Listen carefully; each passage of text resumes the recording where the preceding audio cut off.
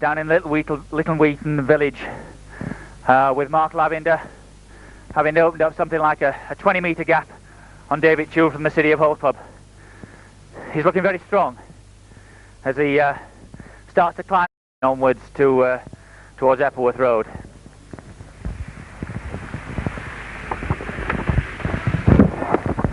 Andrew Morley from Hornsey Harriers, number 185, another pre-race favourite. Down on the bend of the road. And we can just see on the bend of the road there Ian Greer coming into view.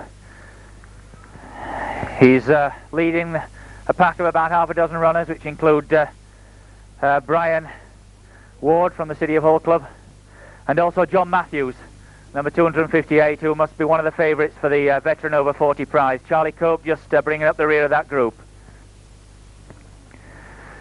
I haven't seen yet Phil Dewberry, who I spoke to over the telephone just before the race, and he informed me that he wasn't in the best of conditions. He's had a heavy cold and flu over Christmas, and it's really knocked him back.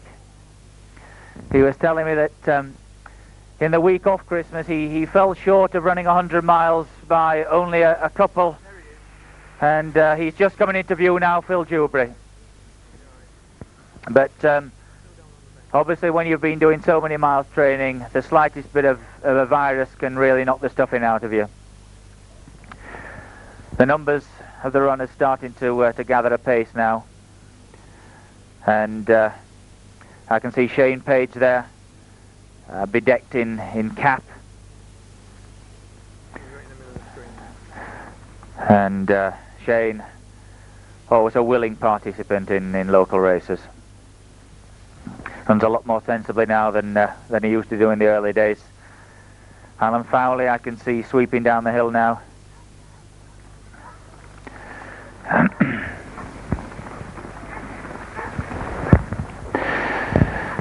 Just going back to the history of the Ferriby 10, it was founded in 1956. That was the first running of the event, and it's the course that was run on from which the race takes its name, because in those days the race used to go right the way from the lowlands up Swanland Hill and onwards into Ferriby itself. But then, because of increased traffic on the A63, the police were not happy about the runners crossing the A63, and therefore the race was changed. And between 1962 and this year, the race took its familiar course up Swanland Hill into Swanland, and then turned left in Swanland all the way down Tranby Lane and back to the finish at Sidney Smith High School, which is near, of course, the Costello playing fields. Costello Stadium, rather.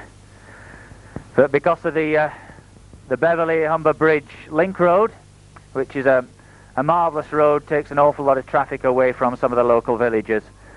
The sheer volume and speed of traffic on that road has meant that it's been necessary to change the course once again.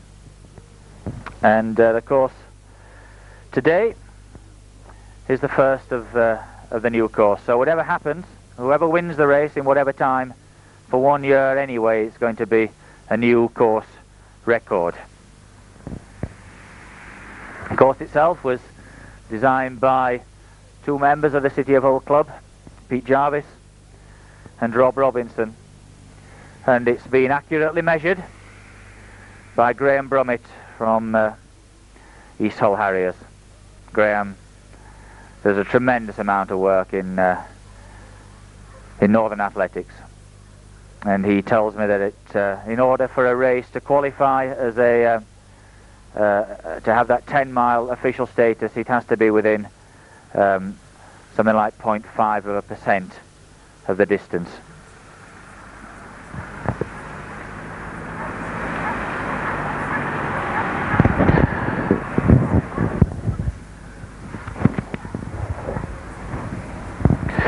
Just going back to runners to watch out for today, as we watch some of the the middle field runners coming through. We've got local runners in the form of John Redmond, City of Hull entered, Ian Brewer, who we have seen, and Pat Howdle, who we've also seen. Pat was just in the group ahead of Ian as they came down into Little Wheaton. Veterans, John Matthews, we've also seen from City of Hull, and Steve James. Steve James, who is a veteran over 50. I hear that he's recently set a world best for his age at 10 miles, and certainly he headed the rankings over 10,000 metres, the UK rankings over 10,000 metres in his veteran age category this year. Females to watch out for, both leading contenders, certainly on the basis of the pre-race day entries, were from Grimsby Harriers. Last year's winner Kim Bennett had entered, and last year's second placed lady, also from Grimsby, Kathy Palmer, has also entered.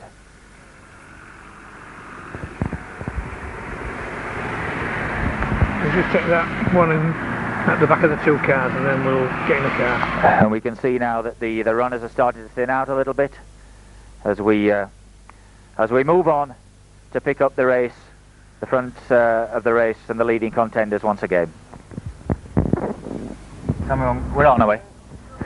We're just picking up some of the back markers now. Number 232 there in the red vest. 232 is John Jarvis from Riddings AC, and number 319 is a late entry, and I'm afraid that we don't have a list of the late entries. Number 62, one of the lady runners, and that's Christine Smith from Cleethorpes AC. Number 286 running, who is also a late entry. Number 30 from Springhead is David Curtis, and number 209. Number 209 is David Pullen from Riddings. 123, a runner in the blue vest, is Andrew Crowther from the Fenner Flyers. 244, Geoffrey Hammond from Rotherham AC, one of the South Yorkshire contingent, and South Yorkshire have always been willing entrants to this Ferriby 10 race. They've always been very supportive of the race, which despite the change in course this year will continue to be called the Ferriby 10, and as those of you who've been involved in athletics for quite a number of years will be well aware, it's one of the longest standing quality 10-mile races in Yorkshire and Humberside.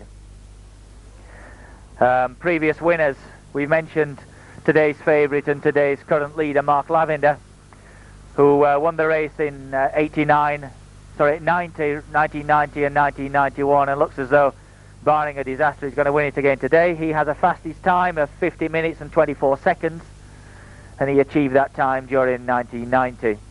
Jim Dingwall, who unfortunately isn't running today, he was down as an entry, but I rang his house this morning at about 10 o'clock and he was out training, and I was told that he wasn't a racer today, but he's won the race in 1985.